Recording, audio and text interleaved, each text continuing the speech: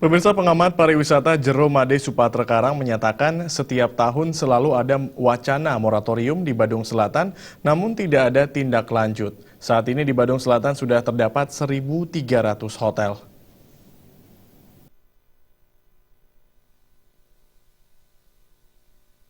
Jumlah hotel di Bali, terutama di wilayah selatan, terus bertambah setiap tahun.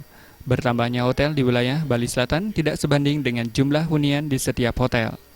Pengamat pariwisata Jero Made Supatra Karang menyatakan, setiap tahun selalu ada wacana terkait moratorium Badung Selatan. Saat ini terdapat 1.300 hotel yang terpantau keberadaannya dan masih banyak hotel dan villa bodong yang tidak terpantau. Kajian terhadap keberadaan dan jumlah hotel di Badung sangat penting. Saat ini, hotel di Badung Selatan sudah mengalami kelebihan kamar. Di hari biasa seperti saat ini, kunjungan Wisman sepi.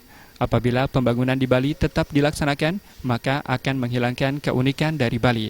Selama ini, wisatawan yang berkunjung ke Bali tertarik akan adat istiadat, budaya yang dimiliki Bali. Pihak-pihak tertentu melakukan kajian pada saat fiksisan, sehingga mereka beralasan berdalih bahwa Badung Bali ini masih kekurangan kamar. Di fakta lapangan justru sangat terbalik, yaitu tadi seperti yang saya sampaikan tadi. Contoh pada saat-saat seperti ini, ya pada saat seperti ini ya betul kami betul-betul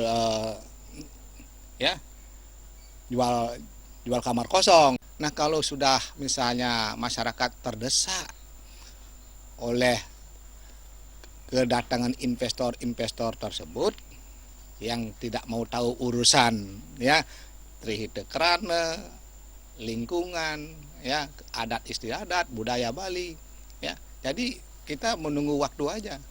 Menunggu waktu dalam hal ini menunggu waktu kehancuran. Jero Made Supatra Karang berharap pemerintah Badung dan provinsi agar bisa menyatukan visi dan pandangan agar tidak terjadi tumpang tindih dalam membuat kebijakan. Kebijakan yang dibuat nantinya tidak hanya menguntungkan PAD, tapi juga menguntungkan masyarakat menengah ke bawah. Agung Ria dan Joka Andika, Bali TV.